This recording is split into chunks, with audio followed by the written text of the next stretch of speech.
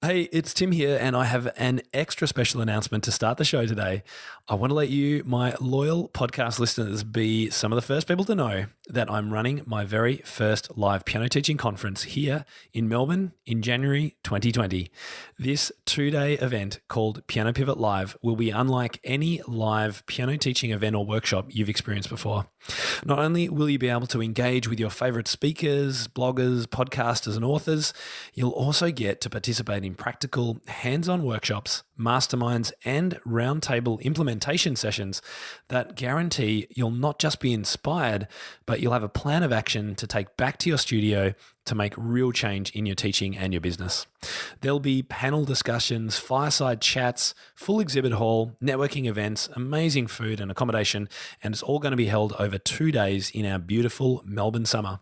If you've ever thought about visiting Melbourne or Australia, then this is your ultimate opportunity. It will be the perfect start to a new year of teaching, getting to hang out with hundreds of other teachers from around the world, getting inspired, planning your studio, and making real change for the year ahead. We've already pre-sold 30 tickets to our members in just 10 days, and the main launch of early bird tickets will be going on sale very, very soon. There are only going to be about 150 seats available at this conference, so stay tuned to the podcast for further updates as we near our official launch. And remember to block out January 23rd and 24th to be here with me in Melbourne. I can't wait to see you. This season of the Creative Piano Teaching Podcast is proudly supported by My Music Staff.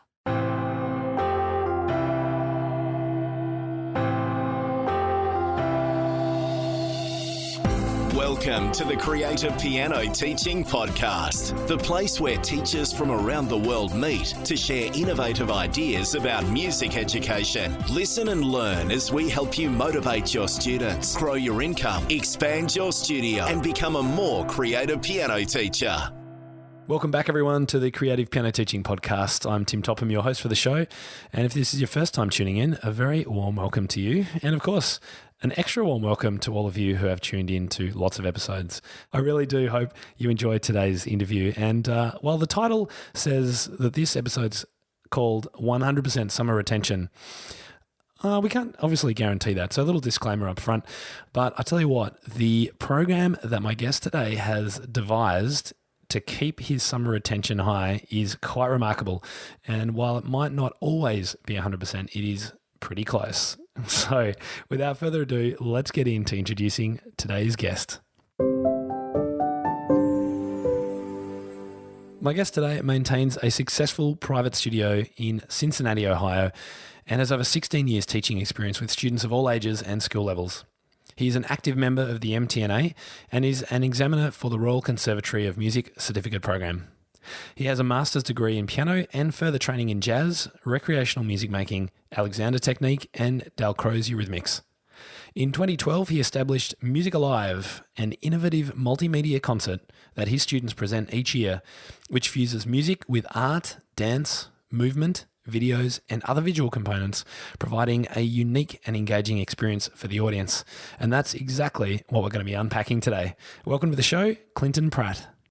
I'm very excited. Thank you for having me.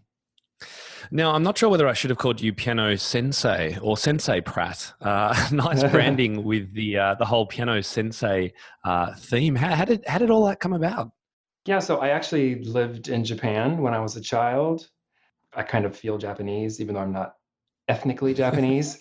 And so sensei is Japanese word for teacher, sort of. It's sen, it's before, and sei is life. So it's someone who's gone before you in life. So nice. Yeah. And I have my logo here, Piano Sensei. Very nice. So for those listening, it's an outline of a grand piano shape with on the straight side with two Japanese characters, which I assume is the word for sensei, is it? Yes, exactly. Very nice. That's very cool. And, I've actually noticed your Piano Sensei branding around on the web, and I've seen you contribute to a lot of comments on Facebook groups and questions and things like that. So you're doing a great job of getting your brand, quite unique brand, I think, out there. So well done on that. Yeah, and it's not just, that, people think Japanese things are cool, like anime and Hello Kitty and all this, but it's part of me. And then also a lot of times I tie in things that are Japanese, like martial arts kind of ideas, like discipline and that kind of thing. So Yeah, yeah. Well, I was actually digging into your website, as I always do with my guests, and I found out about your leveling system that you've got in your studio, which yes. is akin to a black belt kind of karate system, but you've got a bench system where people can go up through levels, which is obviously very akin to martial arts. So I can see that connection being played out in reality in what you do. Maybe we'll get a chance to chat about that as well. But look, today we're going to be diving into these amazing ideas you've got for creating inspiring, interactive recitals. But before we do that, we better just get a little bit of background on your studio and how it looks today. How many students do you have and whereabouts are you? Yeah, so I'm in the Cincinnati, Ohio area in the United States. It's a multi-teacher studio. We have 4 teachers right now. There's about 50 students total, so it's not huge, but it's a good size. And I have 22 students myself, and those are mostly, no, they're all 45-minute and 60-minute lessons. I teach on 4 days, and we do all private lessons, and we do some group classes periodically throughout the year. Great. And do your hired teachers teach out of your home or in students' homes, or have you got a facility somewhere? It is a studio location, commercial location, which I'm sitting in right Hmm. now in one of the rooms. So yeah, It we've. looks like a house. That's why I asked the question. It looks Oh, okay. very, Yeah, I'd be very relaxed and chilled in there. yeah, it's very cozy. It's great. And is there just one room there, or have you got multiple rooms? There's 2 rooms right now that we share. Right. Hmm. And you're looking to expand that in the future? Yes, I would like to Yeah. be a giant empire of piano sensei. I think it sounds like a good plan. And how would you describe your approach to teaching? Probably a lot of people say this, but I think it's fun, creative, supportive. One of the main things is it's very comprehensive. And I know a lot of people do, include sight reading and all those things, but we really do like improvisation, pop, jazz, classical, music theory, oral skills, technique, sight reading, Dalcroze eurythmics, like everything just to get everything in there. Also, it's definitely based on the student, so it's very individualized as well. So, for example, one student, he just wants to do improvisation. So that's all we do. So we don't actually do the classical and the sight reading because that's just what he wants. Or, Hmm. I have an adult student who is retired and he just wants to play for his enjoyment, play Chopin nocturnes and such. So he'll just work on pieces that he wants to do. So yeah, it's very individualized. And then also, I like to think that it's a perfect balance of fun and serious. So, Mm. so It's good, as it should be. exactly. So I'll Yeah. say something serious, but with a smile. Like, well, that wasn't very good, so I think you got to practice that. Yeah, I like doing that. And look, I think all teachers listening would be in agreement with you that we should be incorporating as many different aspects into our lessons as possible. The biggest question that everyone has, and I don't know if you've got the magic solution here. It sounds like you might have. How do you fit it all in, though? Not 30 minutes. That's how you get it all in. That definitely helps. Yeah.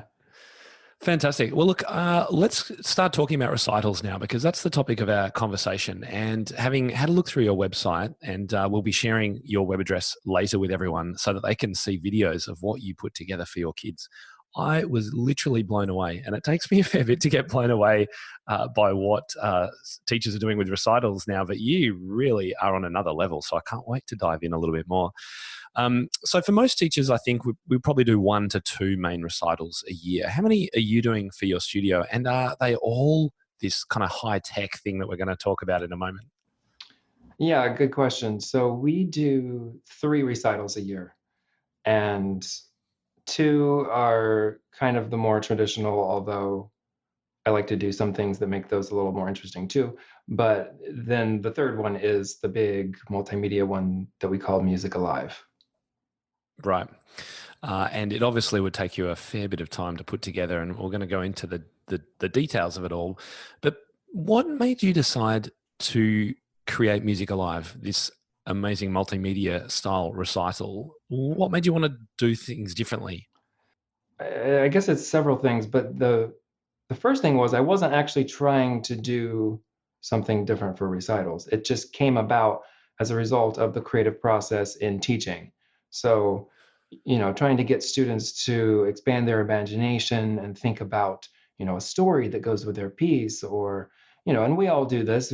We say, what do you imagine right here? Does it sound like a bunny hopping, or this is like a big giant or something? And so just going through all that and exploring that with students, it gradually evolved into, why don't we show other people what you're actually thinking? So Mm. not, so that, okay, so maybe you're imagining the giant and the bunny, but let's actually show everybody so that everybody can see it. And then they're listening to the music in a different way. The audience, not in addition to the students. Mm. Did you have in the back of your mind the impact on parents when you've been creating these slightly more interesting, perhaps, I say tongue-in-cheek recitals for parents?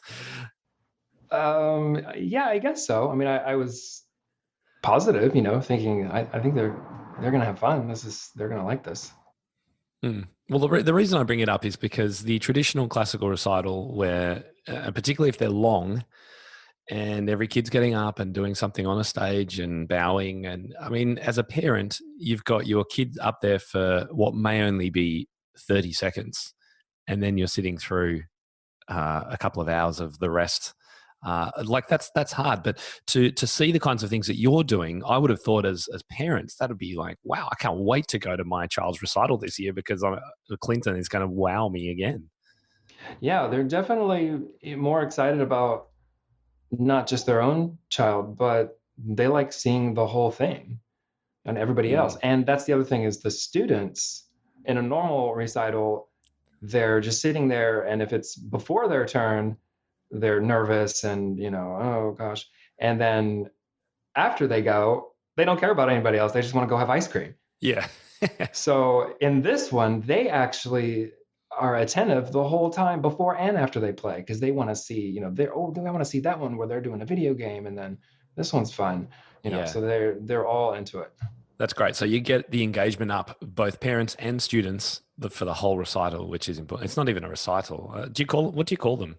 Just Music Alive Well, concerts? this is Or just Music Alive. Yeah, I say concert. yeah. Yeah.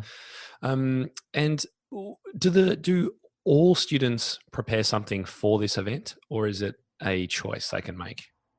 Well, I don't force anyone, but they basically all do, because they all want to, Right. and even adults too.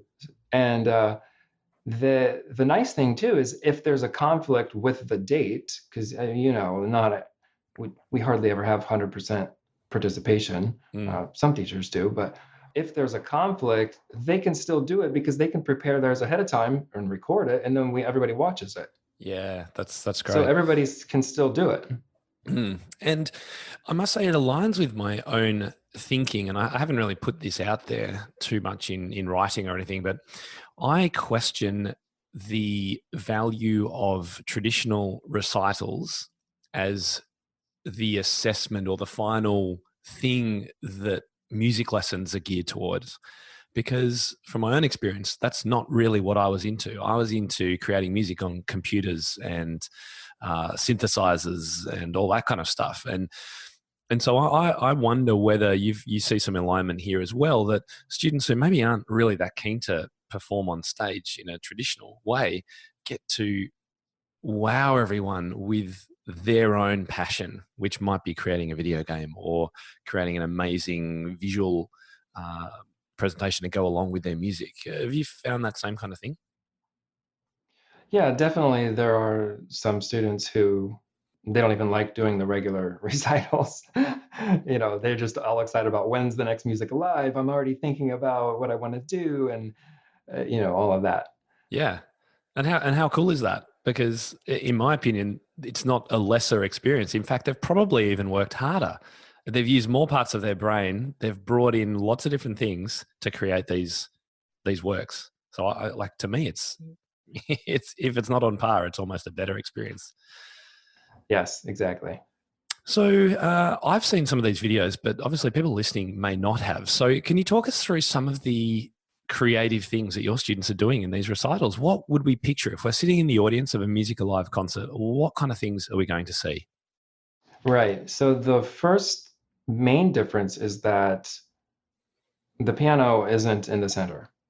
Okay, so there's a big auditorium, there's a giant projection screen, lights, the lights come down at the beginning, and you might not even notice the piano. The piano is all the way off stage left, right, I don't know, over off to the side, because the focus is whatever's going on stage.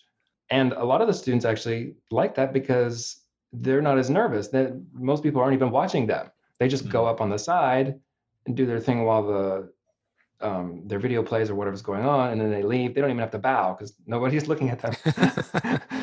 Yeah. So people will see that, and some of the pieces will have videos. So it's a video clip. For example, something from a movie, maybe even a combination of things that they've decided go together with their piece. Right. And this is when they're playing the piano live. It could be a piece of music by any composer, Dennis Alexander, something, and they've chosen some footage to project to go along with that piece. That's one example, is it? Yes. So yeah, I probably should have been a little more specific from the beginning. Is the really only two rules is they have to play music. Okay, so that is very broad. So they can improvise. They can do something they composed. They can play a classical piece. They can play a pop piece. So basically, they're just playing something. They've got to play something live. Well, it doesn't have to be live, but they have to play something. Yeah. Yeah. And the second thing is there has to be something visual that's paired with it. Okay. So that could be photos, videos, just lights. It could be people dancing or a pantomime or artwork or anything. So something visual and some kind of music. Right. Got it. Okay. And then it's up to them as to what they do. And that's of course very broad, which I think is great. So in some of your videos, I did see dancers on stage performing dance. I saw LED lights flashing that were being controlled by two other students, I think, while the other student was playing the piano. I think that's what I understood about it. Yes. There was someone who created a score for a video game and maybe he created the video game as well. Is that right? I don't remember that. I'm definitely picturing a video game of some sort. Yeah, there was like a thing like with the gears. Are you picturing that one? Yes. He created that. It's not really a game, but he created the visual. Like, he's like a computer genius. So he created. Wow. Okay. Yeah, and that's what's really neat too, is that whatever each student's interests or gifts are, they get to do that. So what do you think, just taking a step back for a second, what do you think piano teachers or music teachers in general tend to get wrong about recitals? It's hard because you don't want to offend people, oh, we shouldn't do a recital. But the modern age, combined with people's attention spans, I think is starting to become an issue. It's where everything is multi-sensory, where people are just used to, even they'll watch a movie while they're on their phone on Facebook, or they're at a social gathering and they're doing this and they're twittering and they're, or people get up when they're at the theater to use the restroom and get a snack. And, it's rare that we're just supposed to sit and be quiet for an hour, except for maybe a school lecture or something. And we all know how exciting that is. My Music Staff is the easiest and most efficient way to run your music teaching business. This complete business-in-a-box solution has it all. I've even written a blog post on how I personally used My Music Staff to transition to automatic monthly payments. All my students now receive a monthly automatic invoice and their credit cards are charged instantly. It couldn't be easier. From a single teacher studio to multi-teacher schools, it has you covered. It will help you effortlessly manage your students, scheduling, billing, and more. It works on any device, so you're always well informed and in control of your business, even on the go. My Music Staff will allow you to focus more on your clients instead of being consumed by overwhelming and time-consuming administrative tasks. My Music Staff can also be used as a tool to connect your students and parents outside of their weekly lesson. Not only does it allow students to notify you of any upcoming absences and even reschedule missed lessons, it's also a great way to keep your students engaged and learning outside of their time with you. You can leave lesson notes to guide their practice, assign new repertoire, and even upload content like video tutorials, audio, sheet music, and more. This immersive tool is a great addition to any studio looking to improve their business and set themselves apart from the competition. Use My Music Staff to add additional value to your lessons and help you stand out from the crowd.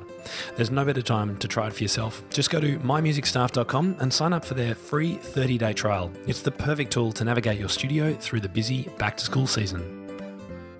So it's about keeping multiple touch points with people's brains and sensory inputs, keeping all of that alive, rather than just one single thing that they're looking at. That's kind of your approach, and perhaps where teachers get things wrong. And just in trying to keep things interesting for people who are used to being on 5 different devices at once. That being good or bad, right? And yeah, and we, as teachers, we know that music is exciting and it affects us and it's powerful, and then we just hope that other people will feel that just from sitting in the recital, and it's just going to overwhelm them. But people aren't used to actively listening, and it might not affect them. So I think it helps to have some kind of visual or something that really draws them in. And if you think about it, if you go to the movies and see a film, there's always music. The music is sometimes even what dictates the emotion. Yeah. If you had a scene with no music, like somebody driving down the street, it's kind of benign. It could be anything. But if the music is really creepy and chromatic, well, then you're wondering who's going to come out and get them. Mm-hmm. And if the music is then you're like, oh, that's fun. Where are they going? Yeah. Yeah. So it's the music is so powerful. So to actually show people that, I think, is really important. Yeah, and that's the great learning experience for the students as well, to become aware that, yes, they love watching movies, as most kids would, but actually there's a lot more going on that they're not taking notice of coming through their ears.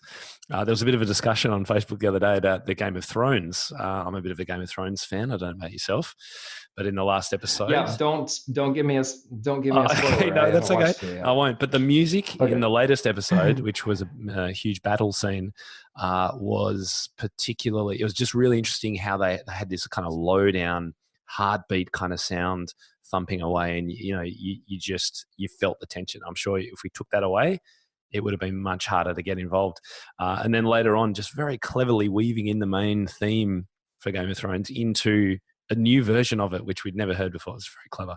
I was trying to concentrate not so much on the music, but on the vision. But anyway, back to your recitals. What comes first, the video or the choice of music? Good question. It's usually the music, but not necessarily, because sometimes we, just as a creative exercise, we will think about or browse, videos or photos, and imagine what kind of music would go with this. Instead of the other way. Here's the music. What would the scene be? Mm-hmm. So we do both ways, and then just being in that kind of imaginative experience, then they eventually decide what it is that they want their project to be and that they want to show everybody. So we're kind of experimenting throughout the whole process, not with the main goal of doing the concert of the music alive, just with creativity and imagination, because that's how this all started. It wasn't, hey, I'm going to do this crazy big multimedia concert and this is going to be a lot of work. It didn't start like that. Yeah, and I think that's a good point. You've brought that up a couple of times, so it's good to reiterate that, yes, you weren't planning this as a recital thing. This is the outcome of the creativity that's happening in your lessons already. And therefore, I imagine that a student might, depending on when your recital is, 6 months out, choose, this is the piece I want to to do, and I'm picturing dancers along with that. But maybe 2 months later, they're like, well, actually, I think this suits a video game look more, or whatever it is. So things would change. It would evolve over time. Would that be right? Yes, exactly. Yeah. And we've talked about your computer genius kid, Adam. What about the kids at the other end of the spectrum who are like, I don't know what do I do? I've got no ideas on the video kind of thing. How do you help them? Because this question is obviously relevant to piano teachers who might like the idea of this but have no idea where to start themselves. Right. So you could just start with asking the student just things like, what do you think the mood of this piece is? Just start getting them thinking. And then, yeah, it doesn't have to be that they create some video, or, it could just be photos. Let's browse photos. You think this sounds kind of like a French summer picnic or something. Let's look at pictures and see if you think that kind of fits your piece. Right. And is there software that you can use to automate visualizations, if that's something you do? Yes, so I love using this one graphics visualizer called Aeon. Eon. It's AEON, Uh-huh. Is that an app or and computer software? it's computer software, Okay. and it reacts visually to the sounds. So it'll react to dynamics and to frequencies of pitch. And it's really neat because you can choose different settings of colors and the different shapes that come across the screen. Mm-hmm. And there's literally an infinite number of possibilities. Great. So it's really fun. We'll find that and pop a link to that in the show notes, because I'm thinking for teachers that could be a good starting point for kids who perhaps don't have that immediate vision in their head of what it might be. And what about how do you organise if there are some dancers performing to a student's work, or one of the examples I gave of what I saw of yours was other students controlling lights for another student playing. Where are those other students coming from, and when do they rehearse together? Right. So they're just other students in the studio. So that's fun because they, get to work together. Usually it doesn't take a whole lot. One of the ones, I don't know if it's on the examples page, one of them was we had like 15 people doing a folk dance. So just whenever I would see those students individually, I would teach them the folk dance. Right. It was pretty simple. I'm like, hey, let's just do this step. And I'd play a recording of the piece. So then on the day of, we just met a little bit early and we just ran through it. So usually it's not too much. We just figure out what works for people's schedules. Right. And a lot of times it's one of the students' friends. Like one of them, they did a pantomime and they're like, hey, my friend from school, he's going to help me. And they would practice it at his house. Right. So I wasn't even involved with that. Yeah. And do you have any concerns, or do you have discussions with students about the imagery that they can use? Are there copyright issues with playing Lord of the Rings while they're playing something? Or is it, so contained in your sort of area that you're okay with that? I don't even know what the rules are in regard to visual presentations at concerts. Usually there's not a problem with copyright because we aren't charging money for the event, and we don't sell video performances or anything. So we're just using what's already there on YouTube. Right. Basically just watching it together. So yeah. Cool. And so what's the reaction of students and parents to this experience? They must be pretty blown away, I imagine. Yeah, they love it. And like I said, a lot of times they're already looking forward to the next one, and not even thinking about the regular recitals. Like, on the next Music Alive, I'm going to do this. Yeah, and the parents, they love it. And they, like I said, they enjoy even more watching the other students as well. Whereas in typical recitals, I mean, maybe, yeah, they do. And, oh, that student's impressive and everything. But there's just such a variety at the Music Alive that it's just fun. Mm. I'm going to ask you about tech requirements in a moment, the technology you need to do this, but I'm also thinking about paying for it. You've just mentioned you don't sell tickets or charge people. And you also mentioned you have an auditorium with a big screen and a piano on stage. So how do you pay for this? Do you budget for this in your main student income fees during the year? No, so actually we just take donations at the end, Right. Okay. and that pays for everything. So it's not terribly expensive. It's actually a church, a really big church that has a multi-use room, and we rent that out, and there's not too much expenses, so So it literally pays for at it. the back of the room as people are leaving, there's like if you'd like to donate, throw some cash in here. Yep, exactly. Wow. And that tends to cover your costs. Yep. There you go. Nice, simple In solution. fact, I've had a couple people write fairly large checks and stick them in there Wow. too. So yeah. It's almost, I mean, it could seem like a bit of a risky approach, but with the right goodwill, I could imagine that you would end up with more money likely than you would have by charging a set ticket price, because as you've said, people would just go, "Wow, Clinton is doing amazing things with his team. I want to support this, and I have the ability to. Here's a check." I think that's great. Mm-hmm. So, what about impacts on your business as a whole? I've said that I've been very impressed by your website and its marketing potential for you. Have you found that this is a useful marketing strategy for you? Yeah, it is. We've had some new students enroll because they heard that we do this, through their friends who are our students, just referrals like that. And then I'm going to start doing it more on the website, using it as a marketing tactic, like Oh, you definitely should. showing more. Yeah. Yeah. I was spending a lot of time like making some of the videos to show, because, if it's live and then I record the live, so there's a lot of things involved with showing the final product later, because you have the live student playing and then the visual project they created and then the sound and putting that all together. But yeah, it's definitely good marketing. Actually, it's really good for retention. Yeah. So I've even had some parents tell me so and so was probably going to quit, but they don't because of Music Alive. Yeah. Yeah. I can see the impact of that.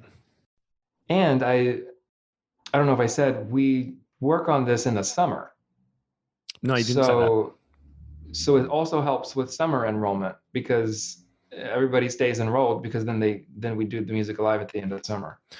Oh, I see. Okay, so your summer break, you're in America, so that's July, August. Uh-huh. When most studios lose lots of students and they don't come back after summer, this is kind of like a holiday lessons program. Is that right? Yes. Yes, exactly. Okay.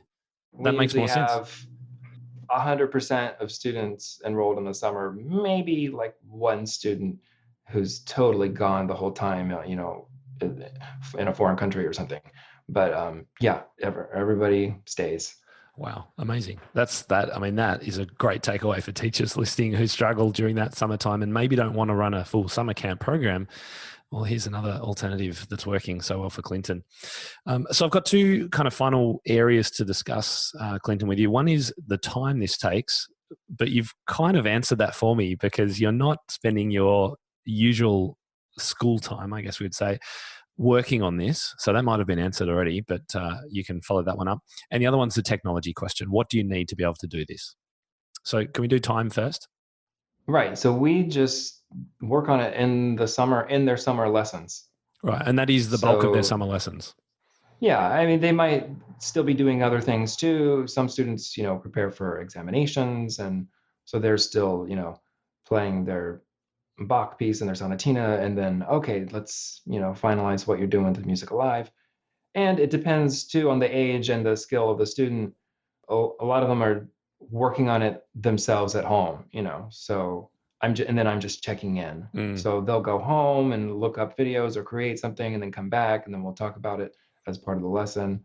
Or sometimes it's kind of complicated and I help them, and pretty much almost everything, all of the preparation occurs in their lessons.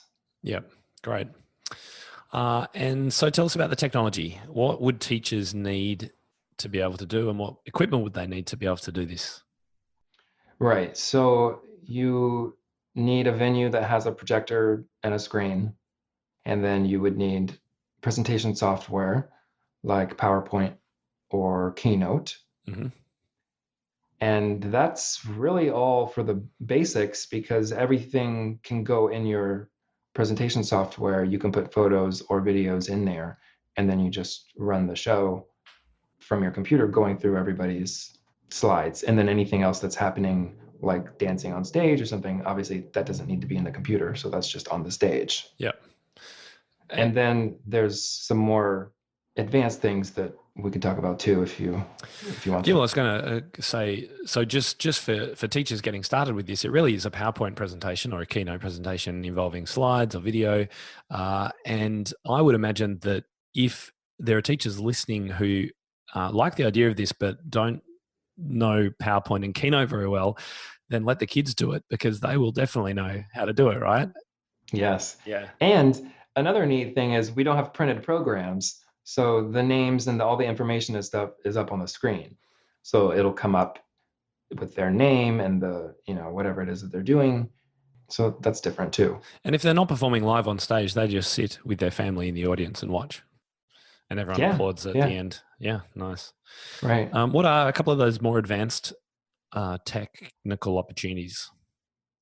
Right. So if you want to edit or combine some kind of video clips or something, you would need a movie editing software, like Movie Maker for Windows or iMovie or Final Cut Pro for Mac, so that you could actually take different clips and put them together into one. Mm-hmm. And then if you needed to record a student who wasn't going to play live, then you would need some kind of recording software and equipment. Although, most computers, you can just record with your computer and just use the raw audio. But if you wanted a little bit more advanced, better quality microphone, or need to edit audio at all, or mess with the EQ or things like that, you could use GarageBand or Audacity or something like that. Yeah, fantastic.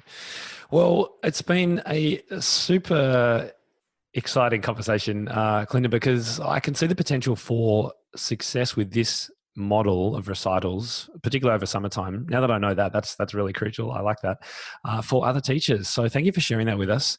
And I think you better tell us where teachers can go to actually look at this in action. So where should people go? Because that's how they're going to get the best feel for what you're doing. Yes. So you can go to pianosensei.com/teachers. And sensei is SENSEI. So pianosensei.com/teachers. And then once you get there, you'll actually have access to a video presentation that I did, which is over an hour, that actually goes real detailed into how to do it. And then there's also a list of resources and tips. And then there's a playlist of, I think right now there's 18 of the top favorites over the last 7 years. So you can be able to watch those. And then there's also a contact form on there if anybody wants to ask me anything or say hello. Beautiful. That's great. I really encourage people to go and watch these things. You will be quite blown away, as I was. And yeah, just with the creativity that goes on. And I can imagine that after summer, when you start back in what you call it fall, don't you? I think. Yes. Is that what comes after summer? Yeah. I would imagine that, there's still a huge buzz in the studio about how cool was what, X or Y did at the Music Alive, and I want to do that. And the buzz would start pretty quickly, I would imagine, for the following one. Yes, it absolutely does. It actually makes them more excited just in music in general. So they're even more excited to play, just their regular things, just because they have the Music Alive on the brain, right? They're already thinking about the visuals and the mood and everything. Yeah, that's very cool. Fantastic. Okay, well, look, we'll leave it there. Thank you so much again for joining us today, Clinton. Thank you. I hope you got inspired by the Music Alive program that Clinton has devised for his studio. It really is amazing. And make sure you check out those videos online to get a real feeling for exactly what he's been able to achieve. It is quite phenomenal. And I bet you enjoy watching what his students have been able to create. Next week on the podcast, another bit of an unusual episode. We're going to be talking all about the Piano Pivot Live. Now, I know you've heard in my introductions that this event is coming. It's coming to Melbourne, January 23rd and 24th in 2020. And in the next episode, I'm going to be hanging out with Nicola Canton, who is coming all the way over from Ireland to speak at our event. And we're going to unpack just why this event is going to be so cool. There are so many different things we're doing. There's an amazing location. And of course, there's now an excuse for you to come and hang out in Melbourne, Australia in the summertime, which is the most beautiful time of the year, and also when the Australian Open is on. So if you're listening and you're a tennis player and also a piano teacher, then this is the perfect opportunity to come to Melbourne. So I can't wait to explore it with you and Nicola next week. Until then, I'm Tim Topham, and this is the Creative Piano Teaching Podcast. Thank you so much for listening. Now, just before you go, if you enjoyed today's show, I'd love for you to check out my Inner Circle piano teaching community. It's the go-to resource for piano teachers looking to continue their professional development, connect with other teachers and experts from around the world, and to access hundreds of world-class training resources, including our academy courses, lesson plans, teaching videos, technology help, and much more. Whether you're just starting out or have been working hard to build your studio for a while, the Inner Circle community will give you the skills, support, and confidence you need to grow the studio of your dreams, whether that's about teaching a small number of students one-on-one in your home or hiring a commercial space, employing other teachers, and building an entire music teaching empire. With courses on both the teaching and business side of running your studio, live coaching, and our thriving community forums, you can get quick answers to questions, set yourself challenges, get feedback on your ideas, and feel confident teaching in new and exciting ways. For more information on how to join us inside the Inner Circle today, head over to timtopham.com/community, and we'll see you on the inside. That will conclude this evening's entertainment. Oh, thank you. Thanks for listening to the Creative Piano Teaching Podcast. We'd love to help take your teaching to the next level as a member of our supportive community. Use the coupon Piano Podcast for $100 off an annual membership of Tim's Inner Circle today. To find out more, head to timtopham.com/community.